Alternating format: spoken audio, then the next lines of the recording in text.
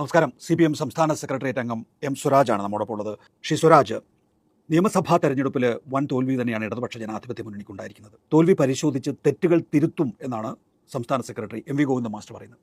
എങ്ങനെയാണ് ഈ തെരഞ്ഞെടുപ്പ് പരാജയത്തെ സ്വരാജ് വിലയിരുത്തുന്നത്? തീർച്ചയായും ഒറ്റവാക്കിൽ ഒരു കനത്ത പരാജയം കേരളത്തിൽ LDF ഉണ്ടായിരിക്കുകയാണ്. ഇതിനോടൊപ്പം തെരഞ്ഞെടുപ്പ് നടന്ന ബംഗാളിലും തമിഴ്നാട്ടിലുമെല്ലാം ഗവൺമെൻറ്റുകൾക്ക് ഏറ്റ ഒരു തിരിച്ചടിയായി തന്നെയാണ് പൊതുവിൽ വിലയിരുത്തപ്പെടുന്നത്. അപ്പോൾ ഒരു പൊതുവായൊരു പ്രവണത അതിലുണ്ടെന്ന് തോന്നുന്നു. പക്ഷേ നമ്മൾ കേരളത്തിൽ നിന്ന് പരിശോധിക്കുമ്പോൾ LDFനുണ്ടായ പരാജയം വലിയ ഒരു പരാജയമാണ്. ഇതിന് മുൻപ് 2001 വലിയൊരു പരാജയം ഉണ്ടായത്. എനിക്ക് തോന്നുന്നു അതിനേക്കാൾ കുറച്ചുകൂടി വലിയൊരു പരാജയമാണ് ഇപ്പോൾ ഉണ്ടായിരിക്കുന്നത്. ഇവിടെ പറഞ്ഞ പോലെ CPIM ശക്തി കേന്ദ്രങ്ങളെന്ന് പൊതുവിൽ കരുതപ്പെടുന്ന സ്ഥലങ്ങൾ അവിടെ ഉൾപ്പെടെ പരാജയപ്പെട്ടു. അപ്പോൾ വലിയൊരു തിരിച്ചടിയാണ്.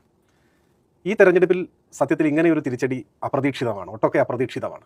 LDF വിജയിക്കുമെന്നാണ് പൊതുവിൽ കരുതപ്പെട്ടിരുന്നത്. കാരണം കഴിഞ്ഞ 10 വർഷം കൊണ്ട് കേരളത്തിലുണ്ടായ മാറ്റം വളരെ വലുതായിരുന്നു. അത് ആളുകൾക്ക് മനസ്സിലാക്കാൻ കഴിയുന്നതാണ്.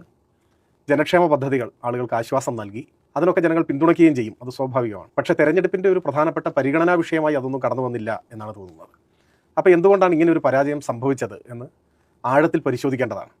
CPIMൻ്റെ ഒരു സംഘടനാ രീതി തെരഞ്ഞെടുപ്പിൽ വിജയിക്കുമ്പോഴും പരാജയപ്പെടുമ്പോഴും അത് സൂക്ഷ്മമായ പരിശോധനയ്ക്ക് വിധേയമാക്കും എന്നതാണ്. നമ്മളിപ്പോൾ നല്ല ഉദ്ദേശത്തോടു കൂടി നടപ്പിലാക്കിയിട്ടുള്ള പദ്ധതികൾ, പ്രവർത്തനങ്ങൾ, അതിൻ്റെ ഭാഗമായി കൈവന്ന നേട്ടം, നാടിനുണ്ടായ നേട്ടം, ഇപ്പം നീതി ആയോഗിൻ്റെ എല്ലാ പരിശോധനകളിലും നമ്മൾ 1-ാം സ്ഥാനത്താണല്ലോ. അപ്പോൾ ഇത്തരം കാര്യങ്ങളെല്ലാം ചെയ്ത് മുൻപോട്ട് പോകുമ്പോഴും നമുക്ക് ചിലപ്പോൾ വീഴ്ചകൾ പറ്റിയിട്ടുണ്ടാവാം, പിശകുകൾ സംഭവിച്ചിട്ടുണ്ടാവാം, നല്ലത് എന്ന് കരുതി സ്വീകരിച്ചിട്ടുള്ള നിലപാടുകളിൽ ചിലപ്പോൾ പാളിച്ചകൾ പറ്റിയിട്ടുണ്ടാവാം. തെറ്റുകൾക്ക് അതീതരായിട്ടുള്ള ഒരു കൂട്ടരല്ലല്ലോ നമ്മൾ. അപ്പോൾ ഈ തെരഞ്ഞെടുപ്പ് പരാജയം തീർച്ചയായും ആഴത്തിൽ പരിശോധിച്ച്, യാഥാർത്ഥ്യബോധത്തോടെ പരിശോധിച്ച്, ഒരുപാട് ശരിയായ കാര്യങ്ങൾ ചെയ്യുന്നതിനിടയിലും എന്തെങ്കിലും പെശകുകൾ പറ്റിയിട്ടുണ്ടോ എന്ന് പരിശോധിക്കും. മാത്രമല്ല, എനിക്കെപ്പോഴും തോന്നിയിട്ടുള്ള ഒരു കാര്യം, നമ്മുടെ സമൂഹം, കേരളീയ സമൂഹം ഇടതുപക്ഷത്തിന് ഒരു ചെറിയ കുറവ് പോലും ഉണ്ടാവരുത് എന്ന് ആഗ്രഹിക്കുന്നവരാണ്. ഇപ്പോൾ വലതുപക്ഷത്ത് കുറച്ചൊക്കെ കുഴപ്പങ്ങൾ ഉണ്ടായാലും അതൊക്കെ സഹജമാണ്. പക്ഷേ LDF ഇതിൽ നിന്നെല്ലാം വേറിട്ട് നിൽക്കണം, സംശുദ്ധമായിരിക്കണം എന്നൊരു കാഴ്ചപ്പാട് മലയാളികൾക്കുണ്ട്. അതിനവരെ കുറ്റം പറയാൻ പറ്റില്ല, അത് ശരിയാണ്, നല്ലതാണ്.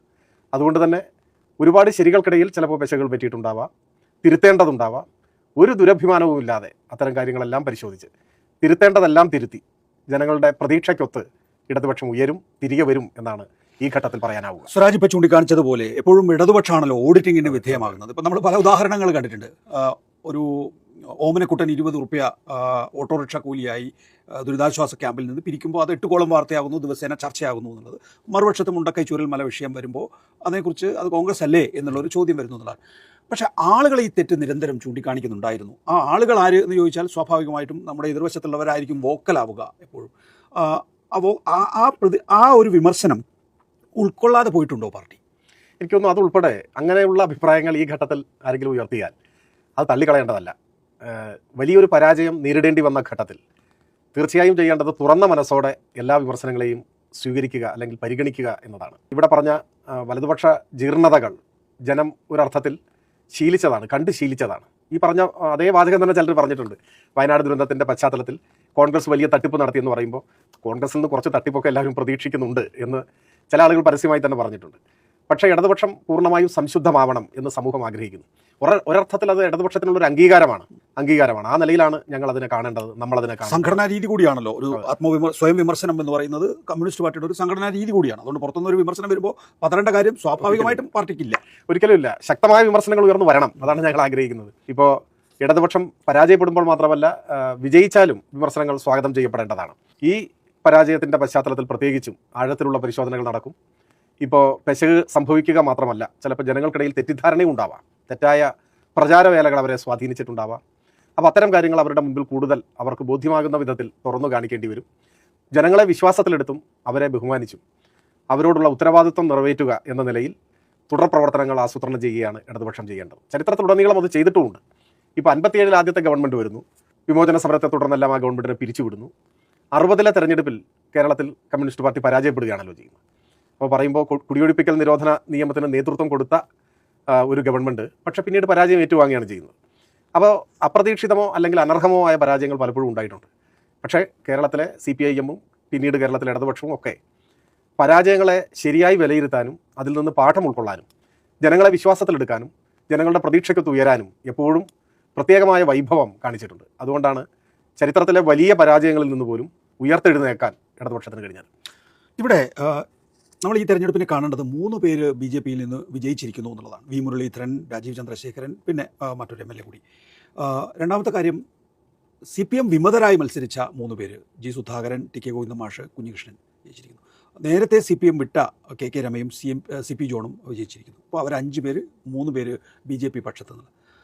അതൊരു ഭാഗത്ത് നിൽക്കുന്നു. രണ്ടാമത്തേത്, CPMൻ്റെ ഏറ്റവും ശക്തി കേന്ദ്രമായിട്ടുള്ള, രാജ്യത്തെ തന്നെ ഏറ്റവും ശക്തി കേന്ദ്രമായിട്ടുള്ള കണ്ണൂർ ജില്ലയിൽ പയ്യന്നൂർ, തളിപ്പറമ്പ് പരാജയപ്പെട്ടിരിക്കുന്നു. മട്ടന്നൂരും ധർമ്മടത്തും വോട്ട് കുറഞ്ഞിരിക്കുന്നു. കൂത്തുപറമ്പും അഴീക്കോടും കഷ്ടിച്ച് രക്ഷപ്പെടുകയാണ് ചെയ്തിട്ടുള്ളത്. ഒരു ബഹുമുഖ ചലഞ്ചായി തോന്നുന്നുണ്ടോ? ഉണ്ട്. അത് ആഴത്തിൽ പരിശോധിക്കേണ്ടതുമാണ്, ഗൗരവത്തിൽ എടുക്കേണ്ടതുമാണ്. പറഞ്ഞ 2 കാര്യവും. ഒന്ന്, BJPക്ക് ആദ്യമായി നിയമസഭയിൽ 3 അംഗങ്ങൾ വരികയാണ്. അത് ഒരു അപകട സൂചനയാണ്. മതനിരപേക്ഷ മൂല്യങ്ങൾ ഉയർത്തിപ്പിടിച്ചും വർഗീയതയ്ക്കെതിരെ ശക്തമായ നിലപാട് സ്വീകരിച്ചും കേരളീയ സമൂഹം ഒന്നടങ്കം ജാഗ്രത പാലിക്കേണ്ട ഒരു സന്ദർഭമാണ്. എനിക്ക് തോന്നുന്നത്, ഇപ്പോൾ എല്ലാ വിശദാംശങ്ങളും ഞാൻ പരിശോധിച്ചിട്ടില്ല, നമ്മൾ സംസാരിക്കുമ്പോൾ BJP ജയിച്ച 3ഇടത്തും LDF ആണ് 2ാം സ്ഥാനത്ത്, അല്ലേ? അതെ, LDF ആണ് BJPയുടെ മുന്നേറ്റത്തെ തടയാൻ ശ്രമിച്ച് ഈ 3ഇടത്തും പരാജയപ്പെട്ടത്. കോൺഗ്രസിൻ്റെ വോട്ട് അത്ര കിട്ടിയെന്നൊക്കെ നോക്കുമ്പോഴാണ് അതിൻ്റെ ഒരു വ്യക്തത വരിക. ഏതായാലും കേരളത്തിൻ്റെ ഒരു മതനിരപേക്ഷ അടിത്തറയ്ക്ക് കോട്ടം വരുത്താതെ കേരളത്തെ സംരക്ഷിക്കുക എന്ന നല്ല ഉത്തരവാദിത്വം എല്ലാ ജനാധിപത്യ പാർട്ടികളും സ്വീകരിക്കേണ്ടതാണ്. ഇടതുപക്ഷം മാത്രമല്ല, ഇടതുപക്ഷത്തിൻ്റെ പ്രധാന ഉത്തരവാദിത്വമാണത്. ഒപ്പം എല്ലാവരും ആ കാര്യം ഗൗരവത്തിൽ എടുക്കണം എന്നാണ് എനിക്ക് തോന്നുന്നത്. രണ്ടാമത്തെ കാര്യവും, ഇപ്പോൾ ജയിച്ചു വന്നതിൽ 2-3 പേർ പാർട്ടി വിട്ടുപോയവരാണ്. ഇപ്പോൾ CP ജോണിൻ്റെ കാര്യത്തിൽ വളരെ കാലം മുൻപാണത്, ഈ അടുത്ത കാലമല്ല, കുറേ കാലമായി UDFൻ്റെ ഭാഗമാണ്. എന്നാൽ മറ്റിവിടെ പരാമർശിക്കപ്പെട്ടവർ ഈ അടുത്ത കാലം വരെ പാർട്ടിയോടൊപ്പം ഉണ്ടായിരുന്നവർ, തെരഞ്ഞെടുപ്പിൻ്റെ തൊട്ട് മുൻപ് വിട്ടുപോയവരാണ്. ആ വിഷയങ്ങൾ ഉൾപ്പെടെ ഇനിയും ചർച്ച ചെയ്യേണ്ടി വരും എന്നാണ് എനിക്ക് തോന്നുന്നത്. അവർ സ്വീകരിച്ചിട്ടുള്ള നിലപാടിൻ്റെ ശരിതെറ്റുകളിലേക്ക് ഇനി ഈ ഘട്ടത്തിൽ ഞാൻ കൂടുതൽ പറയുന്നതിൽ അർത്ഥമില്ല. അതിൽ ഒരു നിലപാട് സ്വീകരിച്ചിട്ടുള്ളതാണ് പാർട്ടി. പക്ഷേ അവിടങ്ങളിലെ ജനങ്ങൾ CPMൽ നിന്നും കൂടുതൽ പ്രതീക്ഷിക്കുന്നുണ്ട്, അല്ലെങ്കിൽ എന്തോ തിരുത്തലുകൾ വരുത്തണമെന്ന് പറയുന്നതായാണ് ഈ ജനവിധി കാണുമ്പോൾ തോന്നുന്നത്. പാർട്ടിയുടെ ശക്തി കേന്ദ്രം, പാർട്ടിക്ക് പരമ്പരാഗതമായി തന്നെ വലിയ സ്വാധീനമുള്ള മണ്ഡലങ്ങൾ, ആ മണ്ഡലങ്ങളിൽ മറിച്ചൊരു ജനവിധി ഉണ്ടാകുമ്പോൾ ഞങ്ങൾ തുറന്ന മനസ്സോടെ സ്വയം വിമർശനത്തിന് സജ്ജരാവുകയും ജനങ്ങളുടെ യഥാർത്ഥ ചിന്ത എന്താണ്, അവരെ സ്വാധീനിച്ച ഘടകം എന്താണ്, എന്തുകൊണ്ടാണ് ഒരു പരിഭവം എന്ന പോലെയാണെങ്കിലും ഈ തെരഞ്ഞെടുപ്പിൽ പാർട്ടിക്കെതിരായി വോട്ട് രേഖപ്പെടുത്തിയത്, അത് തുറന്ന മനസ്സോടെ പരിശോധിക്കേണ്ടതാണ്. പരിശോധിക്കും, തിരുത്തും. ഇടതുപക്ഷത്തോടൊപ്പം ഉണ്ടായിരുന്ന മുഴുവൻ പേരെയും ചേർത്ത് പിടിച്ച് തന്നെ ഇടതുപക്ഷം ഉത്തരവാദിത്തങ്ങൾ നിർവഹിക്കുന്നതിൻ്റെ ഭാഗമായി മുന്നോട്ട് പോകും എന്ന കാര്യമാണ് ഇപ്പോൾ നമുക്ക് ഉറപ്പിക്കാനാവുക. സ്വരാജിന് അറിയാമല്ലോ, ഇപ്പോൾ ഉദാഹരണത്തിന് ഇടതുപക്ഷ ജനാധിപത്യ മുന്നണിക്ക് വേണ്ടി പ്രവർത്തിച്ച, അഹോരാത്രം പ്രവർത്തിച്ച ലക്ഷക്കണക്കിന് പ്രവർത്തകർ ഇപ്പോൾ സ്വാഭാവികമായിട്ടും ഈ തെരഞ്ഞെടുപ്പ് പരാജയത്തിൽ അവർ ദുഃഖിതരാണെന്നല്ല, വിഷണ്ണരായിരിക്കും സ്വാഭാവികമായിട്ടും. നോക്കൂ, ഇപ്പോൾ സ്വരാജിൻ്റെ തന്നെ സ്വന്തം ജില്ല, അവിടെ വലിയ ഭൂരിപക്ഷത്തോടു കൂടിയാണ് മുസ്ലിം ലീഗ് ആയാലും UDF ആയാലും ജയിച്ചിരിക്കുന്നത്. അപ്പോൾ അവിടെയൊക്കെ പ്രവർത്തിച്ചിട്ടുള്ള പ്രവർത്തകർ, മലപ്പുറം ജില്ലയിൽ പ്രവർത്തിച്ചിട്ടുള്ള പ്രവർത്തകരുണ്ട്.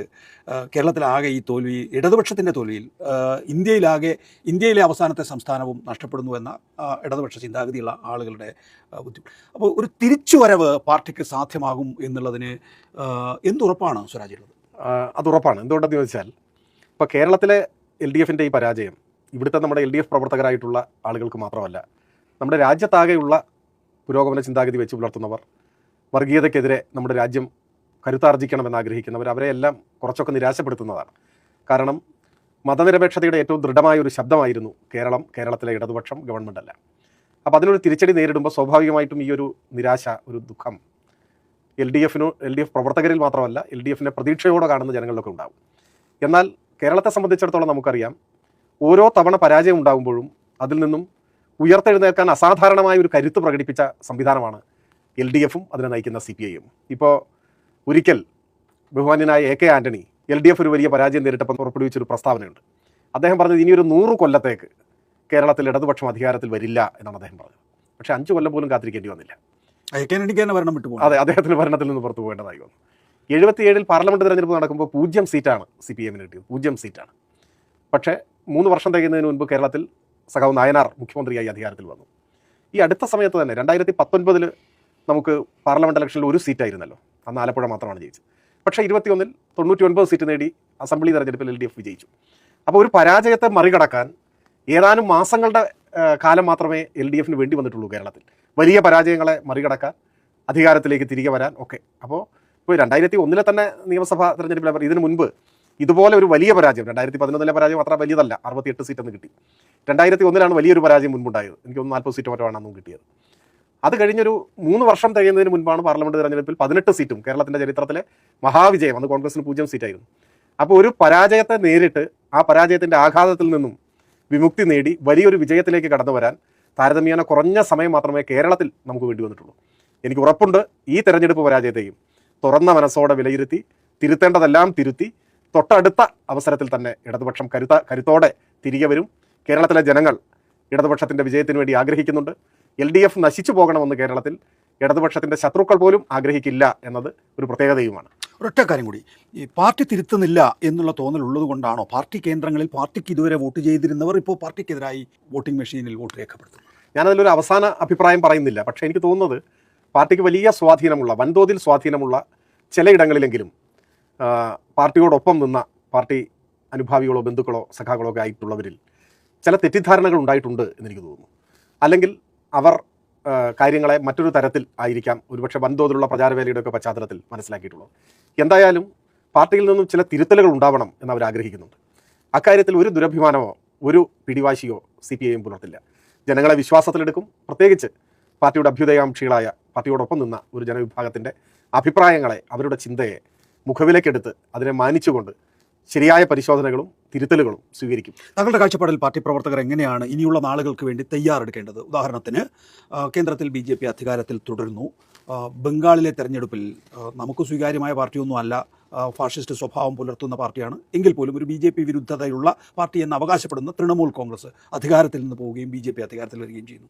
DMK BJP വിരുദ്ധ പക്ഷത്ത് അടിയുറച്ചു നിൽക്കുന്ന ഒരു പാർട്ടിയായിരുന്നു. അത് 3ാം സ്ഥാനത്തേക്ക് പിന്തള്ളപ്പെടുന്നു എന്നുള്ള വിഷയമുണ്ട്. മറ്റൊന്ന്, അസമിൽ മൃഗീയ ഭൂരിപക്ഷത്തോടു കൂടി കോൺഗ്രസ് BJP അധികാരത്തിൽ തുടരുന്നു എന്നു. പോണ്ടിച്ചേരിയിൽ BJP മുന്നണി അധികാരത്തിൽ തുടരുന്നു. കേരളത്തിൽ ഇതെന്താകുമെന്ന് നമുക്കറിയില്ല. കാരണം കേരളത്തിലെ UDF നിരന്തരമായ കലഹത്തിൽ ഏർപ്പെട്ടുകൊണ്ടിരിക്കുന്ന പാർട്ടിയാണ്. ഇത് കഷ്ണമാവുമോ പല കഷണങ്ങളാവുമോ എന്നൊന്നും അറിയില്ല. പോട്ടെ, അത് അവർ തീരുമാനിക്കട്ടെ.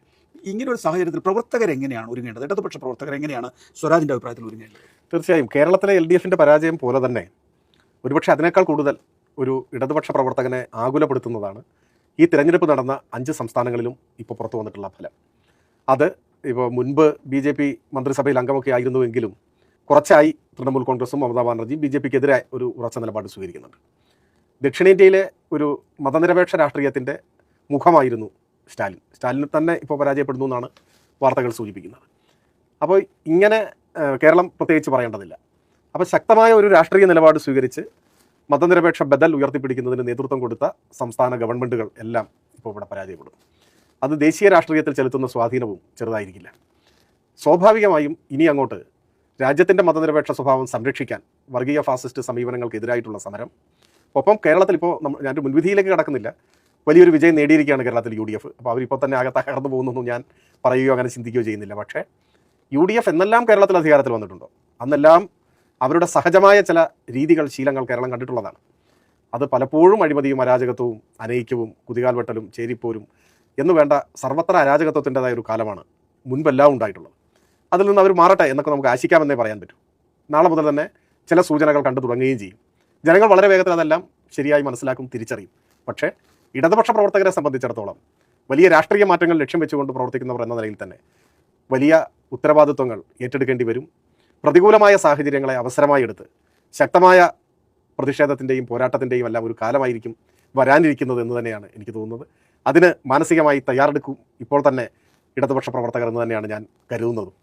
സ്വാഭാവികമായിട്ടും സ്വരാജ് സാമൂഹ്യ മാധ്യമങ്ങളിലൂടെ ഇടതുപക്ഷ ജനാധിപത്യ മുന്നണിക്ക് വേണ്ടി പ്രവർത്തിച്ചവരുണ്ടാവും, പ്രവർത്തകരാകെയുണ്ട്, അതുപോലെ തന്നെ അനുഭാവികളായിട്ടുള്ളവരുണ്ട്. സ്വാഭാവികമായിട്ടും ഒരു അഭിവാദ്യം സ്വരാജിൻ്റെ ഭാഗത്തുനിന്നുണ്ടാവുമല്ലോ അല്ലേ അവരുടെയൊക്കെ? തീർച്ചയായിട്ടും വലിയൊരു പരാജയം നേരിടുമ്പോഴും ഇപ്പോൾ ചിലയിടത്തൊക്കെ ചെറിയ വോട്ടുകൾക്കൊക്കെയാണ് തോറ്റുമെന്ന് കാണുന്നത്. ഞാൻ എല്ലാ കണക്കും നോക്കിയിട്ടില്ല. അപ്പോൾ കടക്കൂട്ടത്ത് 20 വോട്ടിന് ഒറ്റ തോറ്റെന്ന് പറഞ്ഞു. ശരിയാണോ കണക്കെന്ന് എനിക്ക് ഉറപ്പില്ല, അങ്ങനെ കേട്ടു. അപ്പോൾ വലിയൊരു കൊടുങ്കാറ്റ് വീശിയപ്പോഴും പല മണ്ഡലങ്ങളിലും നല്ല സമരം, നല്ല തെരഞ്ഞെടുപ്പ് പോരാട്ടം നടത്തി വിജയത്തോട് അടുത്തെത്തി പരാജയപ്പെട്ടു. ചിലയിടങ്ങളിൽ വലിയ കനത്ത പരാജയം ഏറ്റുവാങ്ങി. ഈ ഒരു കുത്തൊഴുക്കിനിടയിലും 10-35 സീറ്റുകളിൽ ജയിക്കുന്ന സ്ഥിതിയിലേക്ക് വന്നു. അപ്പോൾ പ്രതികൂലമായ സാഹചര്യത്തിൻ്റെ മുൻപിലും അങ്ങനെ പതറിപ്പോകാതെ ധീരമായി പൊരുതിയ ആളുകളാണ് ഇപ്പോൾ കേരളത്തിലെ ഇടതുപക്ഷ ജനാധിപത്യ മുന്നണിയുടെ പ്രവർത്തകർ. ഒരു പരാജയത്തിൽ അങ്ങനെ തകർന്നു പോവുകയോ ക്ഷീണിക്കുകയോ ചെയ്യുന്നവരല്ല അവർ. എങ്കിലും അവരെല്ലാം അഭിവാദ്യം ചെയ്യുന്നു. ഇടതുപക്ഷത്തിന് ഒരു ചെറിയ പരാജയം വന്നാലും തരക്കേടില്ല, അവർ തിരുത്തി കൂടുതൽ കരുത്തോടെ വരും. അതുകൊണ്ട് ഇപ്പോൾ ഒരു പരാജയം ഇരിക്കട്ടെ എന്ന് കരുതി ആരെങ്കിലും ഇടതുപക്ഷത്തിന് വോട്ട് ചെയ്യാതിരുന്നിട്ടുണ്ടെങ്കിൽ നല്ല ഉണ്ട്. അവരോടും പ്രത്യേക വിരോധമൊന്നുമില്ല. അവരുടെയും സ്വദേശം കരുതി നമുക്കതും സ്വീകരിക്കാവുന്നതാണ്. കാരണം ഒരുപക്ഷെ അങ്ങനെയും കരുതിയിട്ടുണ്ടാവും ആളുകൾ. LDF ഇപ്പോൾ 2 തവണയായി തുടർച്ചയായി ജയിക്കുകയാണ്. കേരളത്തിൽ അങ്ങനെ ഉണ്ടായിട്ടില്ലല്ലോ. 10 വർഷം തുടർച്ചയായി ഇടതുപക്ഷം കേരളം ഭരിച്ചു. അതൊരു വലിയ ചരിത്രമാണ്. അങ്ങനെ ഇതുവരെ ഉണ്ടായിട്ടില്ല. 10 വർഷം തുടർച്ചയായി മുഖ്യമന്ത്രി പദത്തിൽ ഒരാളിരുന്നത് വേറൊരു അനുഭവമില്ല. അപ്പോൾ പലതരത്തിലുള്ള പ്രചാരവേലകളുണ്ടല്ലോ.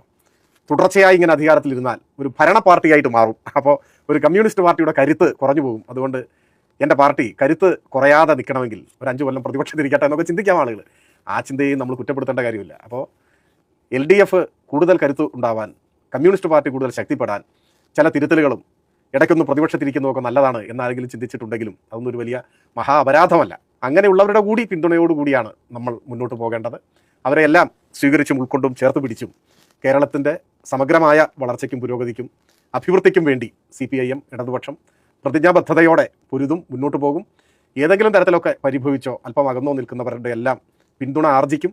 അവരുടെ എല്ലാം പ്രസ്ഥാനമായി ഇടതുപക്ഷം മുന്നോട്ട് പോവുകയും ചെയ്യും. ഈ എല്ലാ പ്രതിസന്ധിയും അതിജീവിക്കാൻ ഈ 35 മതി. ഈ 35 പേരും മികവുറ്റ 35 പേരാണ്. അതെ അതെ, തീർച്ചയായിട്ടും നല്ല പാർലമെന്ററി അനുഭവങ്ങളുള്ളവർ, നല്ല കരുത്തുള്ളവർ. ഇപ്പോൾ BJPയും UDFും കൂടി 105 പേര് മറുപക്ഷത്തുണ്ടെങ്കിലും ജനങ്ങളുടെ താല്പര്യങ്ങളെ പ്രതിഫലിപ്പിക്കാനും അവർക്ക് വേണ്ടി പോരാടാനും ശക്തമായ പ്രതിപക്ഷത്തിൻ്റെ റോൾ ക്രിയാത്മകമായി നിർവഹിക്കാനും കഴിവുള്ള 35 പേർ തന്നെയാണുള്ളത്. അവർ ആ ഉത്തരവാദിത്വം നിറവേറ്റും. സ്വരാജ്, വളരെ നന്ദി സഹകരിച്ചത്. Thank you.